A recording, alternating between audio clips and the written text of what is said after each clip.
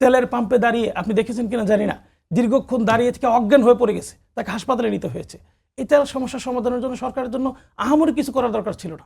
আমার তেলের পাম্প মাত্র 6টা তেল পাম্প থেকে তেল চুরি হয়ে যায়, সেখানে 200-র অধিক পুলিশের মানে কর্মকর্তা, কনস্টেবল আছে, সরকারি কর্মকর্তা আছে, এতগুলো ডিপার্টমেন্ট আছে। করেটা কি আসলে যেটা করে সরকার ট্যাগ অফিসার দিয়েছে, তাও দীর্ঘদিন পরে ট্যাগ অফিসার নিয়োগ দিয়েছে।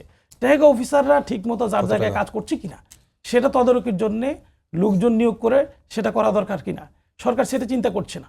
একজন পুলিশ অফিসার কন্টিনিউয়াস কোনো জায়গায় যখন কোনো মানে ভয়াবহ মহামারী বা হয়, তখন কিন্তু সরকার একেবারে মানে ডান টু ডাস্ক, সকাল থেকে সন্ধ্যা পর্যন্ত অথবা 24 ঘন্টার জন্য পুলিশ অফিসার নিয়োগ দেয়। কেন করছে না সেটা? আমরা সেটা করছি, অবশ্যই এখনো দাবি করছি প্রত্যেকটা পাম্পে সার্বক্ষণিক পুলিশের ব্যবস্থা করা হোক।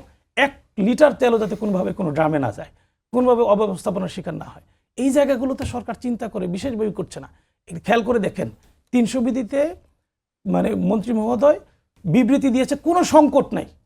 এই কথা বলার সাথে সাথে যিনি ট্যাগ অফিসার আছে তার মধ্যে রিল্যাক্সেশন চলে আসে, তো কোনো সংকট নাই, টেনশন নাই, সব ম্যানেজ হয়ে যাবে, সিস্টেম হয়ে যাবে, আজকে আছে কালকে আর লাইন থাকবে না, এই যে কথা বলছে।